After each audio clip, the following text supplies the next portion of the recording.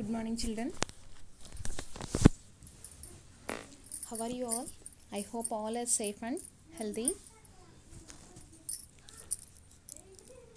Today we are going to discuss about the very interesting and very familiar topic to us, that is the motion.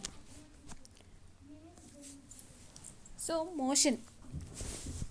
The regular meaning for the motion is nothing but the movement. So, motion means nothing but movement. So, we are very familiar with this concept of this motion. We have several examples of motion around us.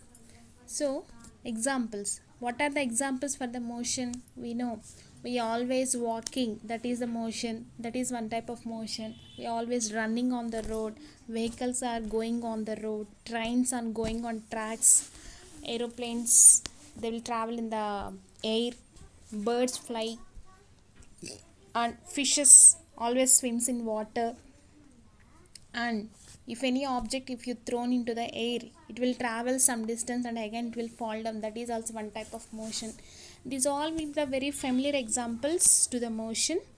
So not only this, sunrise, sunset, and these also one type of motions only, because due to the motion of earth only.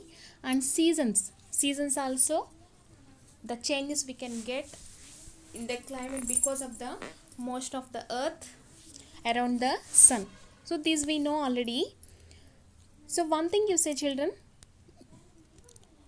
so we know that the earth is in spherical shape. The earth is in spherical shape, and we know earth should be always moves around the sun. So earth is in motion always. Always it is in motion. Means it is in movement. Always it will be rotates around the around itself, and it will revolves around the sun. So because of these two types of motions only, here we are getting the sunrise, sunset, means day and night we are getting. And because of the revolution of the motion around the sun, we are getting the seasons like summer, rainy, winter. These are all the seasons we are getting. So finally we can say that the earth is in motion. Always it is in motion only. But why we are not feeling, we are not experiencing that motion, even though we are living on the earth also? So we are living on the earth only, but we know that earth should be always in the motion. But why we are not able to experience that motion? Why we are not experience that movement? And not only that, when we are sitting in the moving train or moving bus, we can sit, we are in the rest position only, but the bus is in moving, the train is in moving, but we are not able to experience that movement. Why? So to know the answers for these questions, here we have to understand the word relative. We have to understand the word relative. So relative and motion, relative motion, these two will be relative to each other. So that's why it is called as the relative motion. Motion is not simply a motion, it is a relative motion.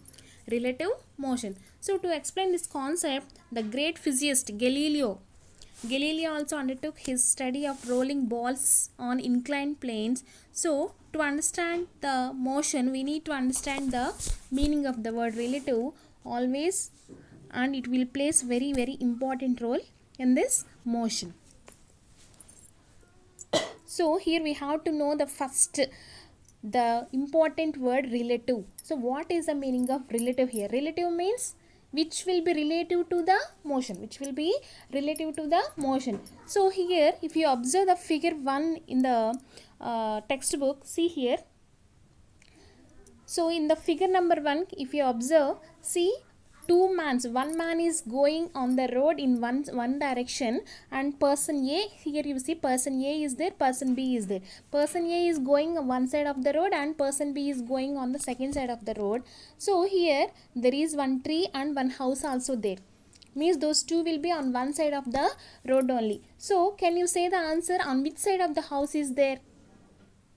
So according to the two persons, so according to the person A here, the house is right side of him. and according to person B, the house is left side of the road according to person B. So here, according to these two persons, the house should be left side for one person and right side for one person. So here, left and right, these are relative words. These are the relative words. And not only these left and right, if you take up and down, larger, smaller, and big, small, these all will be the relative words. Relative. So one word should be relative to each one. So if there is no relation between these two, there is no meaning for the two words also. So to understand not only these two, if you know this day and night also, if day is there, automatically night also there. If you have the night, automatically after some time we are getting the night also. So up and down, small and big, smaller, larger, up, down. So these all will be the relative words to each other. So to understand the idea of motion, here we have to do one activity also. In figure 3, if you observe the figure 3 here, so to understand the idea of motion, here we have some one activity. See this activity, children. In figure number 3, so here there is one road. On the road, one car is going in the east direction, and on the other side of the road there is one tree, and after that there are two men are standing on the road also. So in the car there are two persons, and there are two persons is going on the car also. So according to the persons who are standing on the road, the tree is in rest position. Is it right, children? According to the persons who are standing on the road, so the tree is in rest position. But according to the persons who are going in the car, according to them, the tree is moving opposite to their car. Is it right, children? So according to the persons who are standing on the road, the tree is in rest only. But according to the persons who are going in the car, according to them, the tree is in movement. And how it is moving? Opposite to them, opposite to the car actually. So here the rest of the tree, and for these two people, the tree is in rest position, and for the people who are going in the car, who are in motion, for them the tree is also in motion. So here the rest and the motion, so both will be relative to each one. Both will be relative to each one. So the rest of the object and the motion of the object, both are relative, and they both are combined properties of the observer also.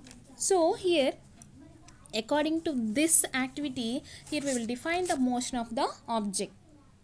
We will define the object of the motion. So what is the motion? Movement. What is the motion? Means a body is said to be is in motion when its position is changing always. When its position will be changes always, means continuously changing the position according to the time.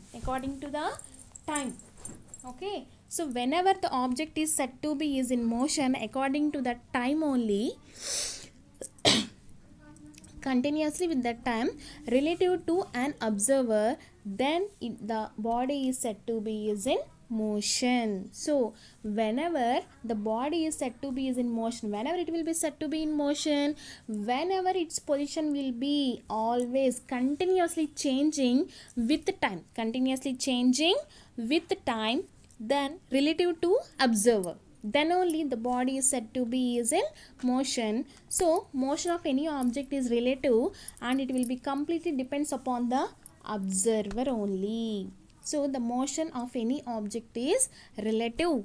Relative means maybe it is left or right, or up and down, maybe relative to each other. So relative to observer also. So the motion of any object is relative, and it depends upon the observer only.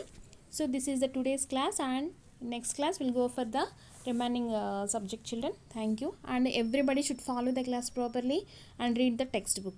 Thank you.